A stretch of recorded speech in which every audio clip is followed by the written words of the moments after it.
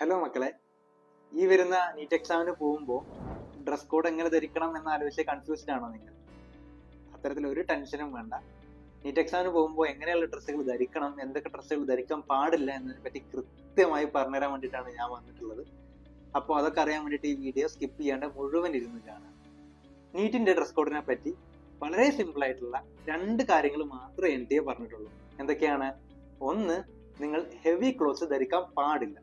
അതുപോലെ തന്നെ ഫുൾ സ്ലീവുള്ള ഡ്രസ്സുകളും ധരിക്കാൻ പാടില്ല. ഈ രണ്ട് കാര്യങ്ങൾ മാത്രമേ ഡ്രസ് കോഡിനെ പറ്റി നമ്മൾ ശ്രദ്ധിക്കേണ്ടതുള്ളൂ. അപ്പോൾ ഇനി ബോയ്സിന്റെ കാര്യത്തിലും ഗേൾസിന്റെ കാര്യത്തിലും സെപ്പറേറ്റ് ആയിട്ട് നിങ്ങൾ എങ്ങനെയൊക്കെയുള്ള ഡ്രസ്സുകൾ ധരിക്കാൻ പാടില്ല എന്നുള്ളതും എന്ത് ഡ്രസ്സാണ് ധരിക്കേണ്ടതും എന്ന് കൃത്യമായിട്ട് ഇതിന് ശേഷം പറയാം. ഓക്കെ, ബോയ്സിന്റെ കാര്യത്തിലേക്ക് വരുമ്പോൾ നമ്മൾ ഹെവി ക്ലോത്ത്സ് എന്ന് പറയുമ്പോൾ എന്താണ് അതിൽ വരിക? ഡെനിം, ജീൻസ്, അതുപോലെ തന്നെ ഒരുപാട് പോക്കറ്റുകളുള്ള ഷർട്ടുകൾ, കാർഗോ പാൻസുകൾ, ഇത്തരത്തിലുള്ള ഡ്രസ്സുകളൊക്കെ പൂർണ്ണമായിട്ട് ഒഴിവാക്കുക. അതുപോലെ തന്നെ കോളറുള്ള വസ്ത്രങ്ങൾ പരമാവധി ഒഴിവാക്കുക, അതായത് ഷർട്ടുകൾ തന്നെ ഒഴിവാക്കുക.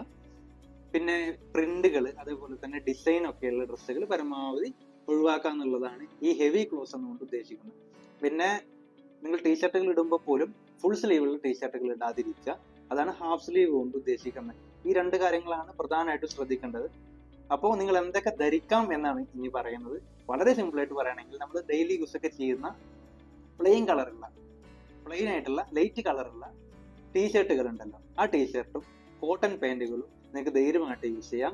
അതേപോലെ തന്നെ നമ്മൾ സ്ഥിരം യൂസ് ചെയ്യുന്ന ട്രാക്ക് പാൻറ്റുകളൊക്കെ നിങ്ങൾക്ക് യൂസ് ചെയ്യാം. അപ്പൊ അത്തരത്തിൽ ബോട്ടംസ് എടുക്കുമ്പോൾ അതിൽ മെറ്റൽസ് ഇല്ലാന്ന് പ്രത്യേകം ശ്രദ്ധിക്കാം. പ്രത്യേകിച്ച് ബട്ടൺസുകളിലും സിബിലും ഒക്കെ മെറ്റൽസ് വരുന്നില്ല എന്ന കാര്യം പ്രത്യേകം ഉറപ്പിച്ചിട്ട് വേണം ഈ ഡ്രസ്സുകൾ ധരിക്കാൻ. അപ്പോൾ വളരെ സിമ്പിൾ ആയിട്ട് പറയുകയാണെങ്കിൽ ഈ ടീഷർട്ട്, വളരെ പ്ലെയിൻ ആയിട്ടുള്ള ടീഷർട്ടും ഒരു ട്രാക്ക് പാൻറ് അല്ലെങ്കിൽ കോട്ടൺ പാൻറ് ഇട്ട് പോയാൽ മതി, അല്ലാണ്ട് അതിൽ വേറെ കൺഫ്യൂഷൻ ഒന്നുമില്ല. ഇനി ഗേൾസിന്റെ കാര്യത്തിലേക്ക് വരുമ്പോൾ നിങ്ങൾ ധരിക്കാൻ പാടില്ലാത്ത വസ്ത്രങ്ങൾ ഏതൊക്കെയാണെന്ന് ഞാൻ പറഞ്ഞുതരാം. വലിയ പ്രിന്റുകളോ അതുപോലെ തന്നെ കല്ലുകളും ഡിസൈനുകളൊക്കെ വരുന്ന ചുരിദാറുകളൊക്കെ ഇല്ലേ, അതൊക്കെ പാടെ ഒഴിവാക്കുക. അതുപോലെ തന്നെ ടോപ്പ് വെയർസ് ആണെങ്കിലും ഇത്തരത്തിൽ പ്രിന്റുകളും അതുപോലെ വർക്കുകളൊക്കെ വരുന്ന ചുരിദാറുകളും ടോപ്പുകളും ഒക്കെ ഒഴിവാക്കുക. ഫ്ലെയർഡ് ആയിട്ടുള്ള ഡ്രസ്സുകൾ, അതുപോലെ തന്നെ ദുപ്പട്ടകളൊക്കെ ഒഴിവാക്കാൻ വേണ്ടി പ്രത്യേകം ശ്രദ്ധിക്കുക. ബോട്ടം വെയർസിന്റെ കാര്യത്തിലും അങ്ങനെ തന്നെയാണ്. നേരത്തെ പറഞ്ഞതുപോലെ ജീൻസിന്റെ സ്ട്രിപ്പ്ഡ് ആയിട്ടുള്ള അതുപോലെ ഈ ഡ്രസ്സുകളൊക്കെ ഒഴിവാക്കുക. അതുപോലെ തന്നെ ഹെവി ആയിട്ടുള്ള പാൻസ് ഒന്നും യൂസ് ചെയ്യാണ്ടിരിക്കുക. അപ്പോൾ ഇനി ഗേൾസിന് ധരിക്കാൻ പറ്റുന്ന ഡ്രസ്സുകൾ ഏതൊക്കെയാണ്?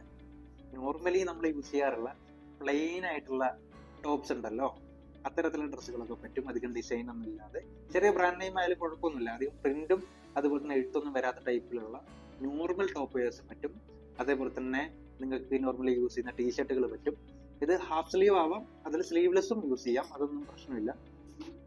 അതുപോലെ തന്നെ ബോട്ടം വെയേഴ്സിലേക്ക് വരുമ്പോൾ നോർമലി യൂസ് ചെയ്യുന്ന കോട്ടൺ ടൈപ്പ് പാൻറ്റുകൾ, പ്ലെയിൻ ആയിട്ടുള്ള ജോഗേഴ്സ്, അതുപോലുള്ള പാൻറ്റുകളൊക്കെ നിങ്ങൾക്ക് യൂസ് ചെയ്യാവുന്നതാണ്. ഇനി ഗേൾസ് ആയാലും ബോയ്സ് ആയാലും ധരിക്കുന്ന ഡ്രസ്സിൽ ഒരു തരത്തിലുള്ള മെറ്റാലിക് ഒബ്ജക്ട്സും ഇല്ലെന്ന് ആദ്യം തന്നെ നിങ്ങൾ ഉറപ്പ് വരുത്തണം.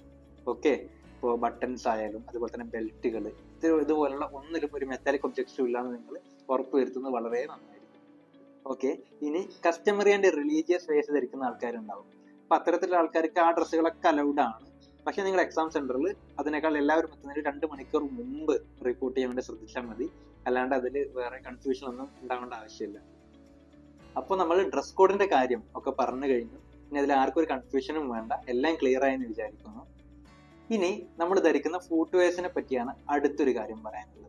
ഇപ്പോൾ നമ്മൾ ധരിക്കുന്ന ചെരുപ്പുകളെ പറ്റിയും എൻ ടി എ 1-2 പ്രധാനപ്പെട്ട നിർദ്ദേശങ്ങൾ പറഞ്ഞിട്ടുണ്ട്. അതിൽ ഒന്നാമത് നിങ്ങൾ ഷൂ ധരിക്കാൻ പാടില്ല എന്നുള്ളതാണ്.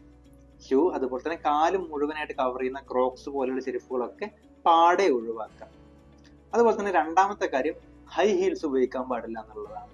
ഇപ്പം കുട്ടികളൊക്കെ ആ കാര്യം പ്രത്യേകം ശ്രദ്ധിക്കുക, വലിയ ഹീലുള്ള ചെരുപ്പുകൾ ഇടാതെ ശ്രദ്ധിക്കുക. അപ്പൊ പിന്നെ എങ്ങനെയുള്ള ചെരുപ്പുകളാണ് നിങ്ങൾക്ക് ഇടാൻ പറ്റുക എന്നുള്ളതാണ്. നമ്മൾ നോർമലി യൂസ് ചെയ്യാറുള്ള സ്ലിപ്പേഴ്സ് ഉണ്ടല്ലോ, കാലിന്റെ പുറംഭാഗം കാണുന്ന രീതിയിലുള്ള സ്ലിപ്പേഴ്സ് നിങ്ങൾക്ക് യൂസ് ചെയ്യാം. അതേപോലെ തന്നെ നോർമലായിട്ട് നമ്മൾ വെയർ ചെയ്യുന്ന ലോ ഹീൽസുള്ള ചെരുപ്പുകൾ, അത്തരത്തിലുള്ള ചെരുപ്പുകളും അലൗഡ് ആണ്. അപ്പൊ ഈ രണ്ട് കാര്യങ്ങൾ മാത്രമേ ഫുട് വെയർസിന്റെ കാര്യത്തിൽ നിങ്ങൾ ശ്രദ്ധിക്കേണ്ടതുള്ളൂ. എല്ലാവരും മാക്സിമം സ്ലിപ്പർ തന്നെ ഇട്ട് പോകാൻ ശ്രദ്ധിക്കുക. ഓക്കെ മക്കളെ, അപ്പൊ നമ്മൾ ഡ്രസ് കോഡിന്റെ കാര്യം പറഞ്ഞു, ഫുട് വെയർസിന്റെ കാര്യം പറഞ്ഞു. ഇനി നമ്മൾ പറയാനുള്ളത് ജ്വല്ലറീസിനെ പറ്റിയാണ്. പ്രത്യേകിച്ച് പെൺകുട്ടികളൊക്കെ നോസ് പിയേഴ്സിങ്, ഇയർ പിയേഴ്സിങ് ഒക്കെ ചെയ്തവർ ആ ഓർണമെന്റ്സ് ഒഴിവാക്കുക. എല്ലാവരും തങ്ങളുടെ ദേഹത്ത് ഒരു തരത്തിലുള്ള ജ്വല്ലറിയും ഇല്ലാന്ന് ഉറപ്പ് വരുത്തുക. പ്രത്യേകിച്ച് വാച്ച്, അതുപോലെ തന്നെ ചെയിൻസ്, അങ്ങനെയുള്ളതൊന്നും അലൗഡ് അല്ല. എല്ലാ ക്ലാസ്സിലും ക്ലോക്കുകളൊക്കെ ഉണ്ടാവും. അതുകൊണ്ട് അതിൻ്റെ ഒന്നും ആവശ്യം വരുന്നില്ല എന്നുള്ളതാണ്. അപ്പൊ എല്ലാ ഓർണമെന്റ്സും നിങ്ങൾ പരമാവധി ഒഴിവാക്കുക. അതുപോലെ തന്നെ പല്ലില് ബ്രേസസ് ഉള്ളവരുണ്ടാവാം. അത് ബുദ്ധിമുട്ടില്ല, അത് വലിയ പ്രശ്നമില്ലാതെ തന്നെ നിങ്ങൾക്ക് അകത്തേക്ക് കയറാൻ പറ്റും. പക്ഷെ അതിൽ തന്നെ ചില മെഡിക്കേഷൻസിന്റെ ഭാഗമായിട്ട് എക്സ്ട്രാ മെറ്റാലിക് ഒബ്ജക്ട്സ് ഉണ്ടെങ്കിൽ, അതുപോലെ തന്നെ നിങ്ങളുടെ ബോൺ ഫ്രാക്ചർ ആയിട്ടുണ്ടെങ്കിൽ, നിങ്ങളുടെ എല്ലുകൾക്കുള്ളിൽ ഇംപ്ലാന്റ്സ് ഒക്കെ ഉണ്ടെങ്കിൽ അതിന് കൃത്യമായ സർട്ടിഫിക്കറ്റ് നിങ്ങൾ കൊണ്ടുപോവുക. അതിൽ പിന്നെ ഒരു കൺഫ്യൂഷൻ വരാണ്ടിരിക്കാൻ വേണ്ടിയിട്ടാണ് അത്. ഇനി പെൺകുട്ടികൾക്ക് മുടി കെട്ടിവെക്കുന്നതിനെ പറ്റിയൊക്കെ ചില കൺഫ്യൂഷൻസ് ഉണ്ടാവാം. അപ്പൊ അതിലൊന്നും പറ്റി അധികം ബോധേടാവണ്ട. മുടി ഇങ്ങനെ അഴിച്ചിടാതെ ശ്രദ്ധിച്ചാൽ മതി. ഒരു പൂനെ ടൈപ്പിലൊക്കെ ഒരു ക്രഞ്ചീസ് ഉപയോഗിച്ച് കെട്ടിവെച്ച് പോയാൽ മതി. പരമാവധി ക്രാപ്സും ക്ലിപ്സും ഒന്നും ഉപയോഗിക്കാണ്ടിരിക്കും. അപ്പോൾ ഇത്രയും കാര്യങ്ങളാണ് നമുക്ക് ഡ്രസ് കോഡിനെ പറ്റിയും നമ്മളെ ഓർണമെന്റ്സിനെ പറ്റിയും ഫുട്വെയർസിനെ പറ്റിയൊക്കെ പറയാനുള്ളത്. നിങ്ങൾ ഇതിനെ പറ്റി അധികം ആലോചിച്ച് ബോധറാവണ്ട. ഒരുപാട് കാര്യങ്ങൾ കേൾക്കുന്നുണ്ടാവും, ഒരുപാട് വീഡിയോസ് കണ്ടിട്ട് ഭയങ്കരമായിട്ട് കൺഫ്യൂസ്ഡ് ആവേണ്ട കാര്യമൊന്നുമില്ല. വളരെ സിമ്പിൾ ആയിട്ട് നിങ്ങൾ വീട്ടിലൊക്കെ ധരിക്കുന്ന പോലെയുള്ള ഡ്രസ്സുകൾ ധരിച്ച് പോയാൽ മതി. അതിനായിട്ട് നിങ്ങൾ ഷോപ്പിങ്ങിനൊക്കെ പോയി പുതിയ ഡ്രസ്സൊക്കെ എടുത്ത് അതിനായിട്ട് കൂടുതൽ എഫേർട്ട് എടുത്ത് കുറെ സമയം കളഞ്ഞ് കൺഫ്യൂസ്ഡ് ആവേണ്ട ആവശ്യമേ വരുന്നില്ല. നിങ്ങൾ വളരെ സിമ്പിൾ ആയിട്ട് നിങ്ങൾ സാധാരണ ധരിക്കാറുള്ളത് പോലെ മെറ്റൽസ് ഒന്നും ഇല്ലാത്ത ടൈപ്പ് സാധാ ഡ്രസ്സ് ഇട്ട് പോയാൽ മതി. ഓക്കെ, ഇനി ഡ്രസ് കോഡിനെ പറ്റിയോ അതുപോലെ തന്നെ ഫുഡ് വെയർസ്, ജ്വല്ലറി, ഇതുമായി ബന്ധപ്പെട്ട എന്തെങ്കിലും ഡൗട്ടുകൾ ഉണ്ടെങ്കിൽ താഴെ കമന്റ് ചെയ്യുക. നമ്മൾ തീർച്ചയായിട്ടും റിപ്ലൈ തരുന്നതായിരിക്കും. അപ്പോൾ ഈ വരുന്ന മെയ് 4 നീറ്റ് എക്സാം എഴുതാൻ പോകുന്ന മുഴുവൻ വിദ്യാർത്ഥികൾക്കും നന്നായിട്ട് എഴുതാൻ പറ്റട്ടെ. All the best.